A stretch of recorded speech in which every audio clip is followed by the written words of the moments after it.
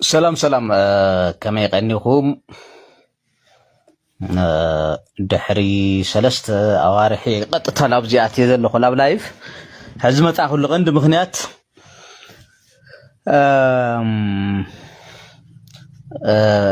بريزيدنت غزاوي ممحدار تግራይ جنرال ታደሰ ወረደ ኣብ እዋናዊ ኩነታት ኣዲሂቡ መግለጽ ሂው ነይሩ ሕዚ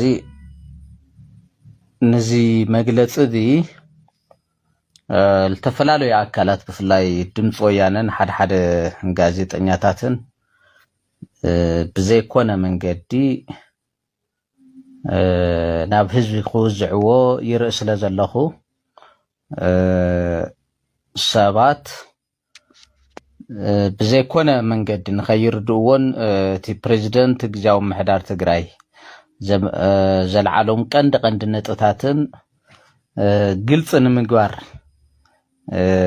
ደልየ ናብ ዝመጻኹ ብዙሓት ሰባት ደው ኢሎም ናይ ሌተናንት ጀነራል ታደሰ ወረደ መግለጺ ጭብጡ ብስተረዳሃዮ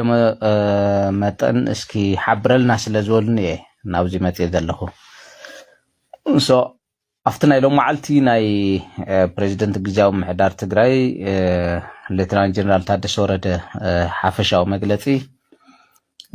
ሰለስተ ነገራት እዩ አልዒሉ እቲ ሓደ እቲ ቀንዲ ነገር ኣብ ትግራይ ሓደ መንግስቲ ከም ዘሎ ምስውን ግዝያዊ ምሕዳር ትግራይ ከም ዝኾነን እዚ ግዝያዊ ምሕዳር ትግራይ ድማ ውጽኢት ውዕል ፕሪቶሪያ ከም ዝኾነን ብትሪ ኣስሚሩ ደጋጊሙ ገሊጽዎ ኣሎ ስለ ዝኾነ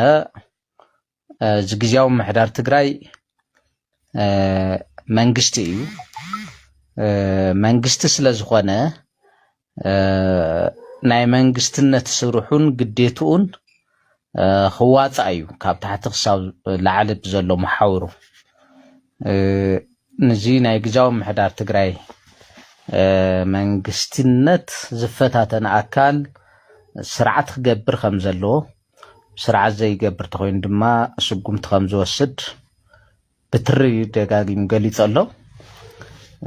ኢሉ እውን ኩሎም መንግስታዊ ኣካላት ፈንክሽናል ኮይኖም ማለት እውን ብስራሕ ዝግለጹ ኮይኖም ንቅጽሉ መምርሕ እውን ሂዎ ኣሎ ኻሊ ውድብ ሕወሓት ኣብ ኣክሱም ኣኼባ ገይሩ ኣሎ ሶ እቲ ውድብ ከም ውድብ ድላዩ ናይ ምውሳን መሰል ኣሎ እቲ ሓደገኛ ዝኾን ግን ዝወሰኖም ጸረ ግዝያዊ ምሕዳር ትግራይ ዝኾኑ ውሳነታት ላብ ግብሪ ክሽረፍ ተኮይኖም ሓደገኛን ካሊእ ሳዕቤን ከስዕ ምዃኑ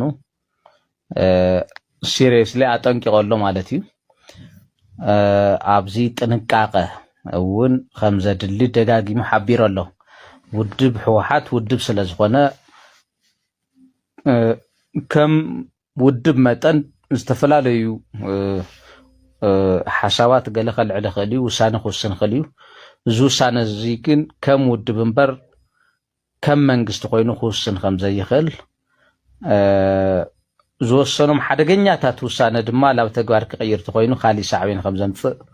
ሲሪየስሊ ኣቕሚጦ ኣሎ ማለት እዩ ስለዚ እዚአን እየን ተን ክሊርሊ ኣቕሚጦ ዘሎ ሶ ፌደራል መንግስትን ግዝያዊ ምሕዳር ትግራይን ታሪኻዊ ውሳነ ታሪኻዊ ስራሕ ይሰርሑ ኣለዉ ዝብል ሓሳቡን ገሊጽ ኣሎ ኣብዚ ኣነ ሪዘርቭድ ክኸውን እየ ዝደሊ እንታይ ክብል ከም ዝደለየ ላይ እውን ግልጽ ስለ ዘይኮነ ማለት እዩ ብሓፈሻ ግን ኣነ ልምንታይ ናብዚ መጽእ ሓደ ሰባት ናይ ፕሬዝደንት ታደሰ ወረደ መግለጺ ብዘይኮነ መልክዑ እናወዝዑ ንህዝቢ የደናግሩ ስለ ዘሎ ካብ ድምፂ ወያነ ሓዊስካ ማለት እዩ ካብ ድምፂ ወያነ ጀሚርካ ኢሉ እውን ካብ ሓደ ጋዜጠኛታትን ገለ አክቲቪስታትን ጀሚርካ ብዘይኮነ መልክዑ ይትርጉምዎ ስለ ዘለዎ ህዝቢ ከይደናገር ዝኣክል እየ ናብዚ መጽእ ዘለኹ ስለዚ እቲ ናይ ጀነራል ታደሰ ወረደ መግለጺ እዚ ይመስል ስለ ዝሰማዕኹምኒ ኣዝየ የመስግን